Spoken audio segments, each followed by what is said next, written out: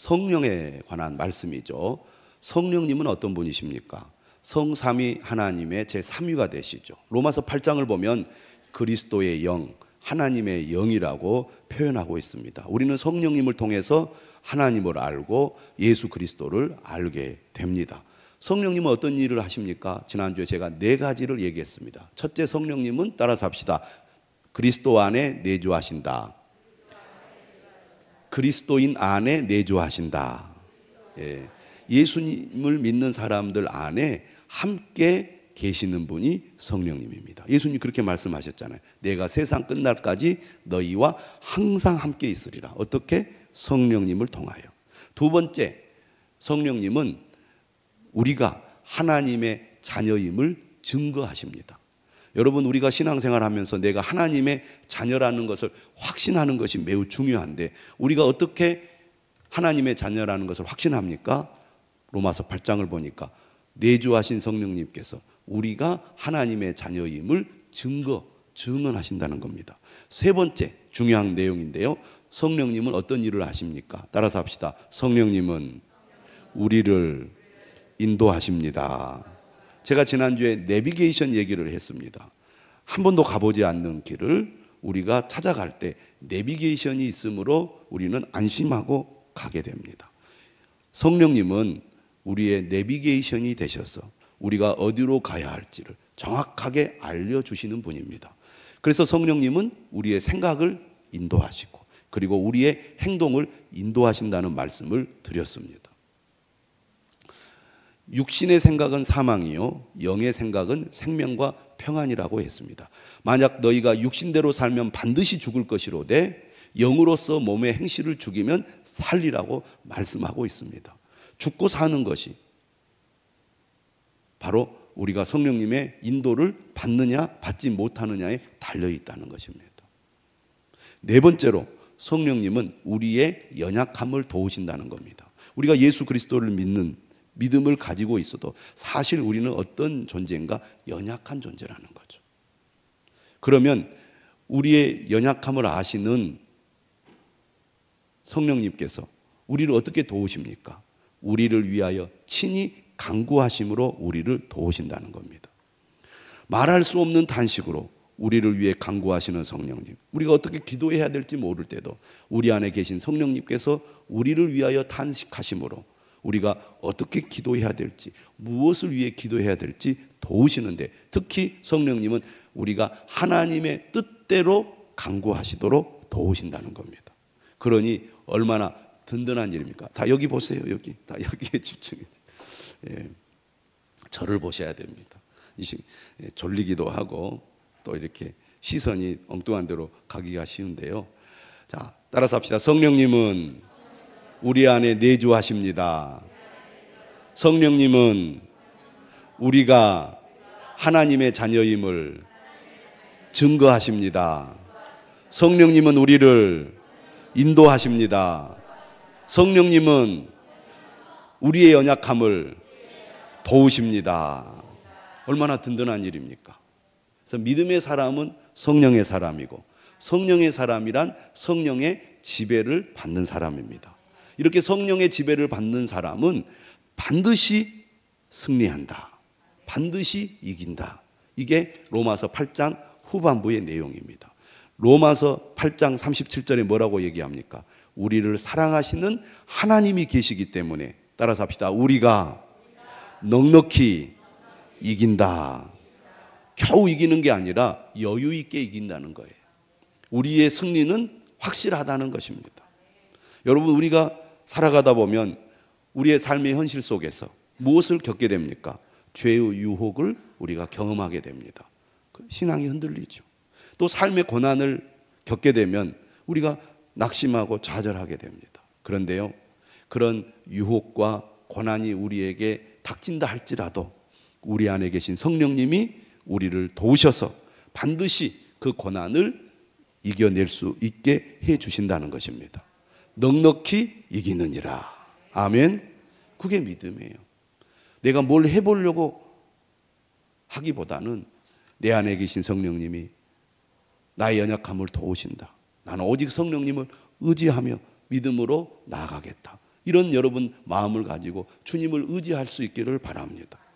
주님, 나를 도와주십시오. 나에게 힘을 주십시오. 나는 오직 주님만을 바라봅니다. 나는 오직 주님만을 의지할 뿐입니다.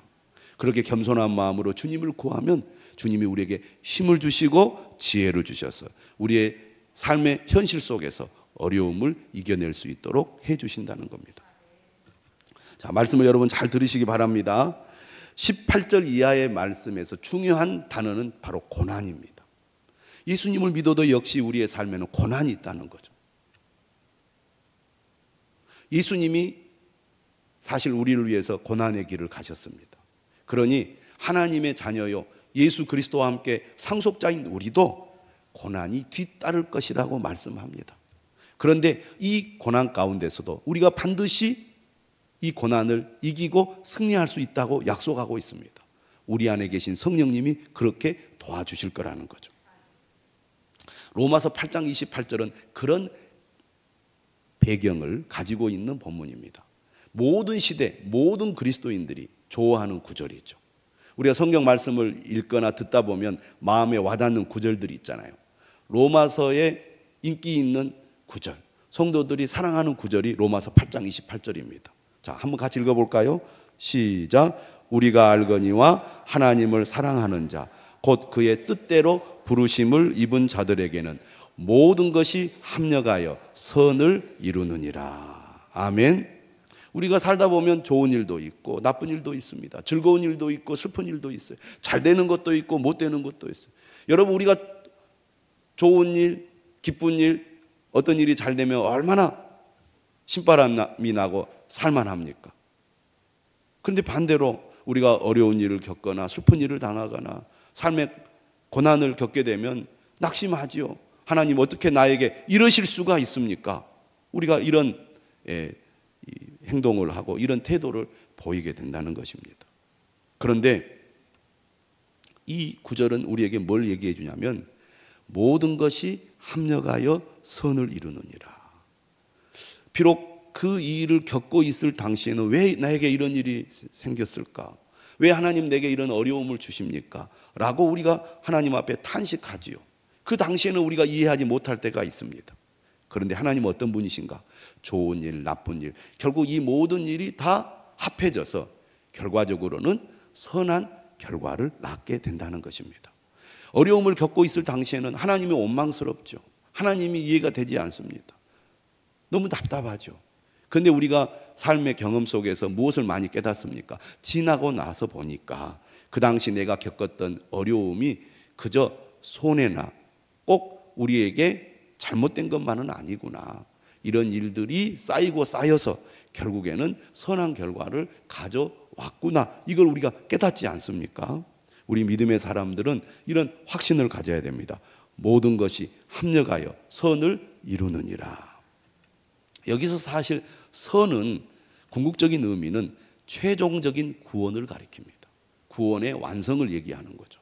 여러분, 우리가 예수 그리스도를 믿고 하나님 앞에 의롭다함을 받았습니다. 지금 우리는 이 믿음을 가지고 구원의 완성을 향하여 나아가고 있습니다.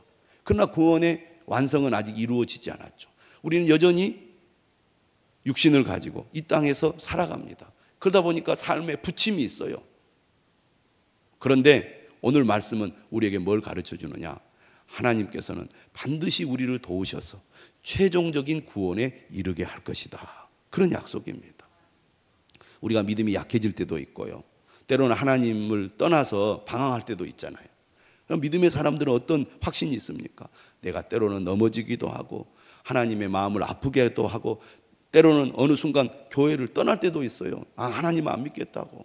그런데요, 하나님이 사랑하는 사람, 하나님이 택한 사람은요, 하나님이 부르셔요. 다시 불러주셔요. 그래서 믿음의 삶으로 나아가게끔 인도해 주셔서 우리가 완전한 구원에 이르도록 도와주신다는 겁니다. 그러니 여러분, 지금 삶이 힘들지라도 어떤 일이 뜻대로 되지 않는다 할지라도 앞이 캄캄하여 정말 어떻게 될지 불안하고 불확실하다 할지라도 오늘 약속의 말씀을 굳게 붙들고 합력하여 선을 이루시는 하나님께서 반드시 내게도 이런 은혜를 주실 거다. 이 믿음을 가지시기를 주님의 이름으로 축원합니다. 오늘 말씀을 보시면 하나님은 누구에게 선을 이루어 가시는가? 첫째, 하나님을 사랑하는 자에게 하나님께서 선을 이루신다고 말씀하고 있습니다. 왜 사랑한다고 말씀을 할까요? 사랑한다. 그것은 바로 믿음을 시험하는 시금석이 사랑이기 때문입니다. 그 사람의 믿음이 진짜냐 가짜냐를 테스트하려면 하나님을 사랑하는가 아닌가를 가지고 판단해야 한다는 거죠. 여러분, 진실로 예수 그리스도를 믿습니까? 하나님을 믿습니까? 그러면 여러분, 하나님을 사랑하시기를 바랍니다. 진짜 믿음은 사랑하는 거예요. 그래서 예수님께서도 두 가지 계명을 이야기했잖아요. 하나님을 사랑하는 것과 이웃을 사랑하는 것, 이것이 최고의 계명이라고. 진정한 믿음은 사랑으로 나타난다는 것입니다. 여러분, 진짜 하나님을 믿는다면 하나님을 사랑하게 되는 겁니다. 하나님을 사랑하는 마음이 여러분 안에 점점 커져가고 믿음이 성장할수록 여러분 하나님 사랑하는 마음이 점점 더 커지게 되어 있다, 그 말입니다. 그런데 그 다음이 중요해요. 그 다음이 하나님을 사랑하는 자는 어떤 사람입니까? 곧 그의 뜻대로 부르심을 입은 자라고 말합니다. 그의 뜻대로 부르심을 받았다는 것은 무엇을 의미합니까? 하나님께서 주권적으로 선택하시고 부르셔서 먼저 그를 사랑하셨다는 거예요. 할렐루야. 그러니까 우리가 하나님을 사랑해야 된다고 말하지만 사실 알고 보면 하나님이 먼저 우리를 사랑하신 겁니다. 그래서 하나님의 뜻대로 우리를 부르신 거예요. 왜 수많은 사람 가운데 우리를 하나님 부르셨을까요? 왜 우리를 자녀 삼아 주셨을까요? 왜 우리를 구원해 주셨을까요? 다른 말로는 설명이 되지 않습니다. 사랑하시기 때문에 우리를 택하신 거예요. 우리를 불러주신 거예요. 우리를 구원해 주신 겁니다. 그 사랑이 크고 놀라운 겁니다. 그래서 하나님께서는 하나님의 뜻대로 부르심을 받은 자들에게 어떻게 하십니까? 선을 이루신다는 겁니다. 그러므로 우리의 삶에 고난이 닥친다 할지라도, 그래서 여러분이 탄식할 수밖에 없는 그런 현실 속에 있다 할지라도 합력하여 선을 이루시는 하나님을 꼭 믿으시기를 바랍니다. 창세기 50장에 보면 요셉의 유명한 말이 나오죠. 우리는 요셉을 잘 압니다. 창세기 하면 유명한 인물들이 4명이 나오잖아요. 아브라함, 그리고 이삭, 야곱, 요셉이 나오는데 그 창세기의 절정이 바로 요셉 이야기입니다. 우리가 잘 알다시피 요셉은 형들의 미움을 받아서 애굽의 종으로 팔려갑니다. 여러분, 형들이 아무리 미워한다고 동생을 어떻게 노예로 팔 수가 있습니까? 그게 상식적입니까? 있을 수 없는 일이죠. 그런데 그게 팔려갔어요. 여러분, 그렇게 되었을 때 여러분 같으면 어떻게 생각하겠습니까? 세상에 해도 너무한다. 아무리 나를 미워한다고 나를 노예로 팔아? 내가 반드시 복수하리라. 여러분 같으면 그렇게 하시지 않겠습니까? 저 같아도 그렇게 했을 거예요. 그런데 요셉은 그렇게 하지 않았어요. 그렇게 생각하지 않았어요.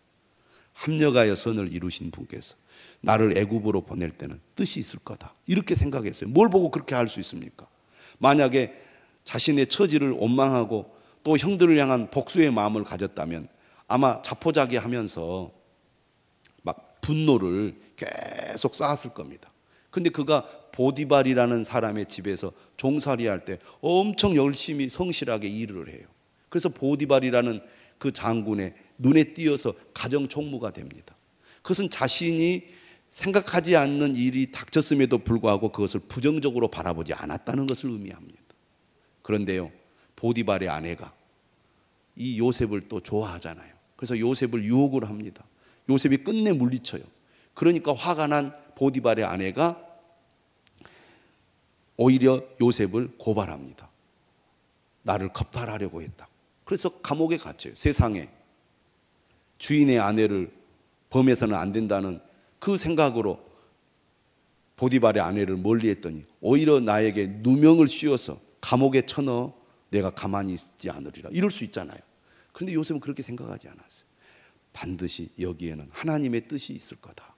그래서 그 안에서도 성실하게 자기에 맡겨진 일을 했어요. 그래서 간수장이 요셉을 또 총무로 발탁을 합니다. 그래가지고 그가 그 감옥 안에서도 인정을 받는 삶을 살아요. 그런데 유명한 이 궁궐의 사람들이 감옥에 들어오잖아요. 그래서 요셉이 어떻게 합니까? 그들의 꿈을 해몽해 줍니다. 그것이 계기가 되어서 그가 애굽의 왕인 바로 앞에 서게 되고 바로의 그 흉흉한 꿈을 해석해 주죠. 7년 기근이 있을 거다. 7년 풍년이 있을 거다. 그리고 나서 7년 기근이 있을 거다. 그러니 풍년이 될 때에 곡식을 잘 모아두면 나중에 7년 기근을 대비할 수 있을 거다. 이 해석을 해줘서 요셉이 뭐가 됩니까? 애굽의 총리 대신이 되지 않습니까? 그래서 7년 기근이 닥쳤을 때 가나안에 살던 이 요셉의 형들이 곡식을 구하기 위하여 애굽으로 옵니다. 여러분, 보통 사람 같은 거 어떻게 했겠습니까? 드디어 때가 되었구나. 내가 너희들을 내가 복수하리라. 이랬으면 좋았을 걸. 요셉은 그렇지 않았어요.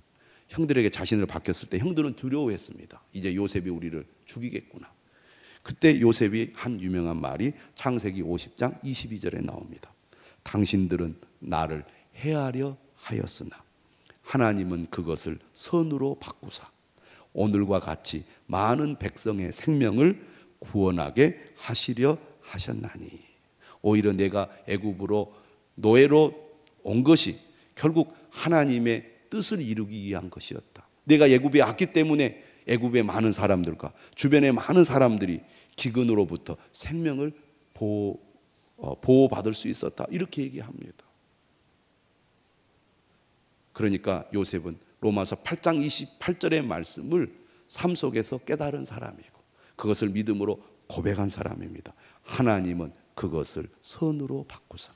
사랑하는 여러분, 하나님은 그의 뜻대로 부르심을 입은 자들에게 모든 것이 합력하여 선을 이루게 하심을 믿으시기를 바랍니다. 그래서 때로는 힘들고 어려울 때, 하나님의 뜻이 이해가 안 될 때 이 약속의 말씀을 굳게 붙잡으시기 바랍니다. 하나님은 나를 사랑하셔서 끝까지 나를 지켜주신다. 우리를 영원한 천국에 이르기까지 인도해 주실 거다. 이 믿음을 굳게 가지시기를 주님의 이름으로 축원합니다. 그러면 하나님께서 우리를 어떻게 구원의 완성에 이르게 하실 건가? 그 구원의 과정을 잘 보여주고 있는 구절이 29절과 30절입니다. 자, 29절 보십시오. 29절에 보면 29절부터 30절까지 이 5가지의 단계를 순서적으로 이렇게 표현을 하고 있습니다. 제일 첫 번째가 뭐냐면 29절에 보니까 미리 아신 자들, 이렇게 설명하고 있습니다. 미리 아신 자들, 하나님이 미리 아신 자들. 두 번째가 뭐예요? 미리 정하셨다라는 것입니다. 미리 정하신, 29절에나 30절에 나오죠. 그리고 세 번째가 부르시고, 네 번째가 뭐예요? 의롭다 하시고, 마지막 5번째는 뭐겠습니까? 영화롭게 하셨느니라. 이것이 하나님께서 그의 자녀들을 구원하시는 구원의 과정이라고 말할 수 있습니다. 그럼 미리 아신다는 말은 무슨 뜻인가? 미리 아신다는 말은 구약 성경에 보니까 하나님께서 미리 안다고 말하는 사람들이 누구냐면 하나님이 사랑하고 택한 백성들을 가리켰을 때 내가 너희를 미리 알았다라고 말합니다. 내가 너희를 미리 알았다. 그래서 하나님이 미리 아셨다는 말은 어떤 말과 같은 뜻이냐면 하나님이 미리 사랑하셨다는 말과 같은 말이에요. 그러니까 미리 알고 계셨다는 것은 하나님의 주권적인 사랑, 하나님의 두드러진 사랑을 표현하는 용어라고 하겠습니다. 그러니까 하나님은 우리를 다 미리 알고 계신 거죠. 요한복음에 보면 나다니엘이라는 사람이 나옵니다. 예수님께서 그를 만났을 때 내가 미리 너를 알고 있었다는 말을 합니다. 우리 주님은 우리를 미리 알고 계시는 분입니다. 우리가 예수님을 믿기 전에도, 예수님을 멀리하고 있을 때도, 오히려 하나님에 대해서 부정적이고 반감을 가지고 있을 때도 우리를 알고 계신 거죠. 우리를 사랑하고 계셨습니다. 우리를 기다리고 계신 거죠. 주님의 부르심에 응답할 때까지. 여러분, 하나님께서 우리를 미리 아셔서 우리를 부르신 줄 믿으시기를 바랍니다. 이걸 언제 깨닫느냐? 우리가 복음의 말씀을 듣고 예수 그리스도를 믿고 난 이후에 깨닫게 돼요. 아, 하나님이 나를 미리 알고 계셨구나. 할렐루야. 두 번째가 뭐냐면 미리 정하셨다는 겁니다. 이건 사전에 결정한다는 뜻이고요. 교리적인 용어로 이걸 가리켜서 예정이라고 말합니다. 우리를 예정하셔서 선택하신 거죠. 미리 아시고 우리를 예정하여 선택하신 겁니다. 그러니까 우리가 구원받게 된 것, 하나님을 믿게 된 것은 사실 우리가 잘나거나 우리가 똑똑해서가 아닙니다. 하나님이 우리를 미리 아시고 우리를 예정하셔서 선택하셨기 때문에 우리가 예수님을 믿게 된 것입니다. 할렐루야. 그래서 믿는 것은 하나님의 은혜라고 말하는 거예요. 하나님이 은혜 주지 않으면 우리는 믿을 수 없습니다. 여러분 주변의 사람들에게 얘기해 보세요. 아무리 얘기해도 이해하지 못합니다. 받아들이지 않습니다. 오히려 거부하고 조롱하기까지 합니다. 정신 차리라고. 성경을 읽어도 성경의 말씀을 들어도 알 수 없는 거예요. 이해할 수 없는 겁니다. 하나님의 은혜가 아니면 미리 아시고 미리 정하신 자가 예수님을 믿게 되는 겁니다. 그리고 세 번째가 뭡니까? 따라서 합시다. 부르셨다. 예. 어떻게 우리를 부르십니까? 복음의 말씀을 통해 우리를 부르십니다. 드디어 우리가 이제 직접적으로 하나님의 말씀을 듣게 되는 거예요. 그 말씀을 들을 때 우리는 어떻게 반응합니까? 믿음으로 반응합니다. 그래서 예수님을 믿는 거예요. 그래서 복음 전파가 중요합니다. 미리 아신 자들, 미리 정하신 자들이 어떻게 하나님 앞으로 나옵니까? 어떻게 예수님을 믿습니까? 복음의 말씀을 들을 때 알게 되고 믿게 되는 겁니다. 우리가 지금 예수님을 믿고 있지만 믿기 전에 우리는 복음의 말씀을 들어보지 못했기 때문에 믿지 못한 경우도 있지만 복음의 말씀을 듣고도 믿지 않는 경우도 있습니다. 왜? 들어도 들리지 않기 때문입니다. 예수님께서도 귀 있는 자가 들으라고 말하잖아요. 안 들리는 거죠. 그런데 어느 순간 하나님의 말씀이 내 귀에 들리게 됩니다. 들린다는 것은 주님의 부르심을 듣게 된다는 얘기입니다. 불러도 대답하지 않는 경우는 뭡니까? 못 들었기 때문입니다. 안 들리기 때문이죠. 하나님의 은혜가 직접적으로 내게 임할 때 말씀이 들리는 거예요. 중요한 사실은 이 자리에 나와서 예배를 드리고 교회를 다녀도 하나님의 부르심을 듣지 못하는 사람들이 있다는 거예요. 안 들리는 겁니다. 은혜가 아니면. 그런데 교회를 1년 다니고 2년 다녀도 도무지 하나님의 말씀이 들리지 않던 사람이 어느 순간 하나님의 부르심이 들리게 될 때가 있어요. 그게 은혜인 거죠. 아, 나를 하나님이 부르셨구나. 예수님이 나를 위해 죽으셨구나. 나 같은 죄인 오직 하나님의 은혜가 아니면 구원받을 수 없구나. 이걸 깨닫게 되는 거예요. 주님의 음성이 들리니까. 그리고 내가 이렇게 지금 예수님을 믿게 된 것 하나님이 미리 아시고 미리 정하셔서 나를 부르셨기 때문이구나. 내가 택함 받았기 때문에 예수님을 믿게 되었구나 라는 것을 그때 알게 되는 거예요. 여러분, 하나님이 우리를 부르셨음을 믿으시기를 바랍니다.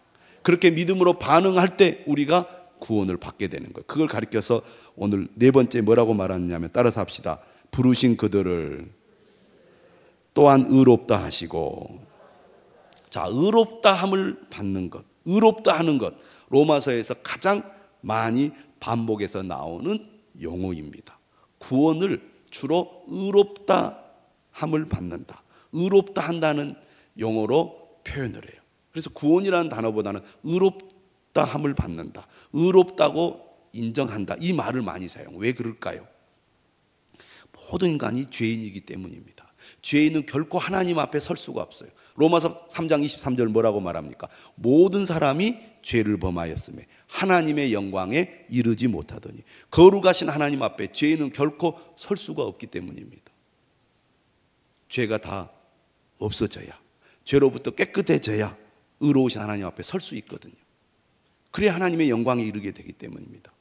그런데 어떻게 우리가 하나님 앞에 의롭다함을 받습니까? 예수님이 대신 죄값을 치르셨기 때문이죠. 그래서 하나님이 우리를 의롭다고 인정하시는 겁니다. 의롭다고 인정한다는 건 무슨 뜻이라고 그랬어요?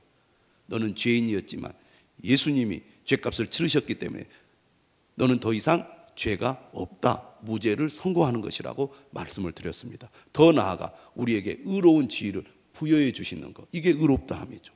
이제 너는 내게로 와도 된다는 겁니다. 내게 올 자격을 얻었다는 것입니다. 나와 함께 있어도 된다는 얘기입니다. 그게 의롭다함을 받는 겁니다. 이게 은혜라는 것이죠. 그리고 마지막 다섯 번째, 바로 영화롭게 하셨습니다. 따라서 합시다. 영화롭게 하셨다.